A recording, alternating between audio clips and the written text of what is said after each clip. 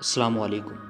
آج ہم آپ کو حضرت امیر حمزہ رضی اللہ تعالیٰ عنہ کا اسلام لانے کا واقعہ سنائیں گے، مگر اس سے پہلے اگر آپ نے ہمارے چینل کو سبسکرائب نہیں کیا تو ہمارے چینل کو سبسکرائب کریں تاکہ جو بھی تاریخی اور تحقیقی ویڈیو ہم اپلوڈ کریں وہ آپ کو مل سکے۔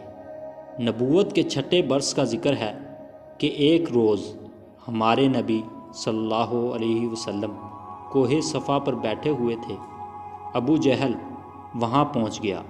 اس نے نبی کریم صلی اللہ علیہ وسلم کو پہلے گالیاں دیں، اور جب نبی کریم صلی اللہ علیہ وسلم گالیاں سن کر چپ رہے تو اس نے ایک پتھر حضور صلی اللہ علیہ وسلم کے سر پر دے مارا، جس سے خون بہنے لگا۔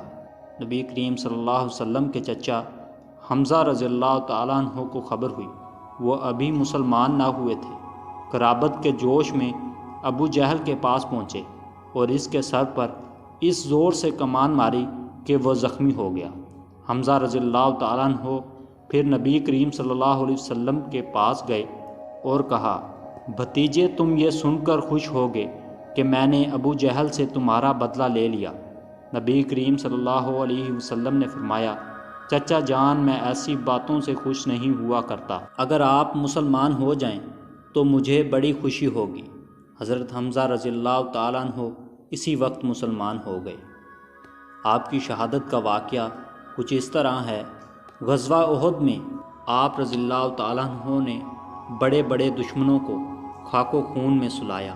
وحشی غلام نے ایک پتھر کے پیچھے چھپ کر بزدلانہ حملہ کیا، آپ کے ناف کے قریب زخم لگایا، جس سے آپ رضی اللہ تعالیٰ عنہ شہید ہو گئے۔ دشمنوں نے آپ کا جگر نکالا، کان کاٹے، چہرہ بگاڑا، پیٹ چاک کر ڈالا۔ نبی کریم صلی اللہ علیہ وسلم نے یہ حال دیکھا تو سخت غمگین ہوئے اور انہیں سید الشہد اللہ اور اس کے رسول کا شیر کا خطاب دیا۔ امید کرتے ہیں آپ کو ہماری یہ ویڈیو پسند آئی ہوگی۔